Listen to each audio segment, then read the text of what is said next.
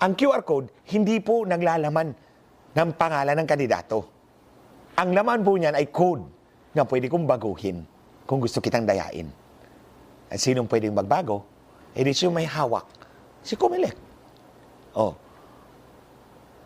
Yung QR code, nasa sa resibo po ninyo, hindi pangalan ng kandidato ang nandun, kundi code. At kung gusto kong dayain, ipapalit ko yung code. Hindi mo alam. At sino may hawak nun? Yung lookup table, yung reference table, si Comelec.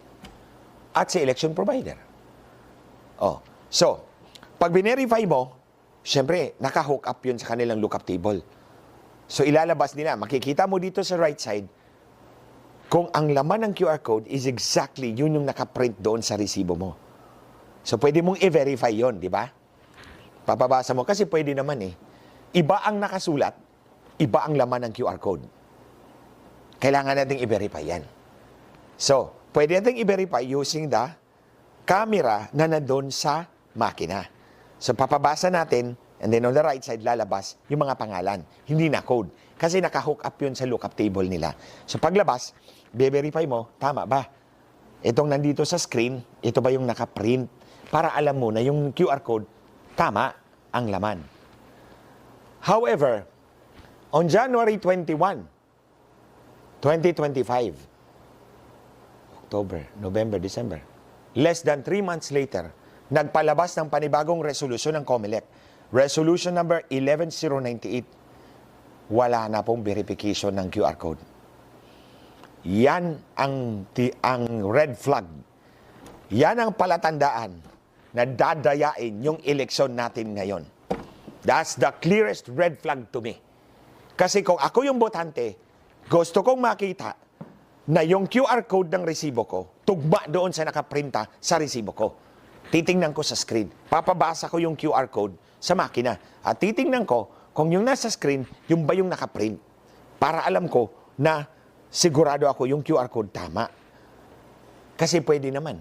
Iba ang nakaprint, iba ang laman ng QR code. At hindi mo alam kasi hindi mo na mabe-verify ngayon. George, anong sasabihin mo? Anong isasagot mo sa sambayan ng Pilipino? Bakit nyo tinanggal? George, nagbayad ka. Magkano ba ang binayad nyo sa feature na yan? Yung camera na yan, binayaran nyo.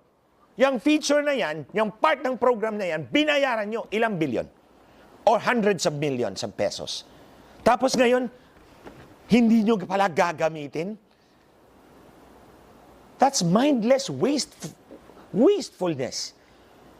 Parang nagtatapon lang kayo ng pera ng taong bayan na pinaghirapan ng sambayan ng Pilipinong bayaran.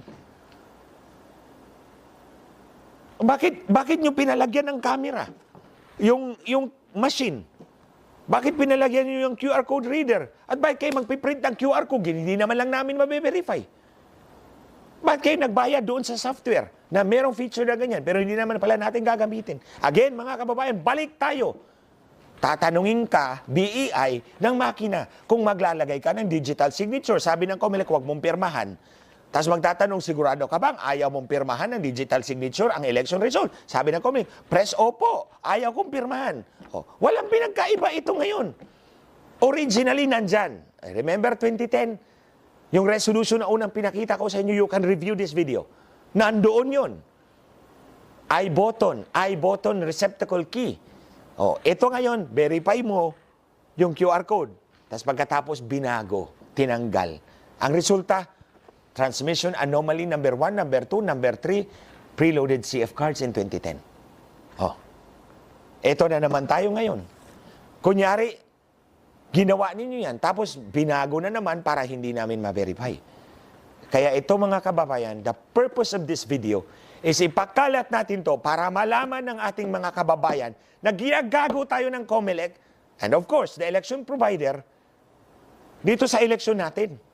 Nagbayad tayo ng feature na hindi naman pala gagamitin. Bakit? Dahil yung feature na yan, pag ginamit natin, sigurado tayong hindi tayo madadaya. Ito ang igigiit natin ngayon sa Comelec, mga kababayan. Ito ang igigiit natin sa kanila ngayon. Ibalik nyo yung feature na yan na binayaran namin ng buwis namin. Hindi pera nyo yan. Pera namin yan. Ibalik nyo yung feature na yan, babasahin namin, titingnan namin kung nakaprinta sa election, sa resibo namin, yun ang laman actually ng QR code. Gusto naming bilangin ang boto na nandun sa QR code para hindi makapandaya ang makina ninyo. Kasi mga kababayan, pag binilang natin, at tulad na ng sinabi ko, there is an app na pwede nating basahin. Wag na natin gamitin yung makina nila, yung camera nila. Gamitin natin yung app na to para mabasa natin yung QR code kung yun ba ang laman ng resibo natin. Tapos, at a rate of 800 QR codes per hour, mabibilang natin yung mga boto. So kung mabilang natin ang boto using the QR code, hindi makakapandaya yung makina nila. Kahit anong gagawin nila, mabubuking at mabubuking sila. Remember the revision report of Congressman Villafuerte? Nakalusot dahil wala tayong nakikita. Wala tayong nakikita. Lahat ng daya nandun sa makina or sa transmission. Anong kapanapanalo natin sa sistemang ito, mga kababayan? Kaya igiit natin sa COMELEC ngayon yung QR code na binayaran natin, yung feature na yan, ibalik nyo, be-verify namin, bibilangin namin ang boto. That's the only way to keep our elections honest, credible, and transparent. Kaya kung pinakita sa inyo to, dahil alam kong hindi nila ako bibigyan ng pagkakataon na makapagsalita. At pinapakita ko ta sa iyo, George, magpakalalaki ka, harapin mo ako, sagutin mo ako, magdebate tayo. Sige, ikaw na pinapapili ko ng venue, ikaw na pinapapili ko ng time, o sino pang audience mo, pupuntahan kita. At huwag mo akong takot-takutin. And don't use your insidious machinations sa akin na you label me as fake news, pinapatanggal niyo yung Facebook account ko na pinaghirapan ko for 14 years. The last time na may chairman na gumawa sa akin yan, na gusto akong ikulong, nalimutan niyang huminga at ngayon abo na siya. Gusto mo ba na ikaw ang sumunod?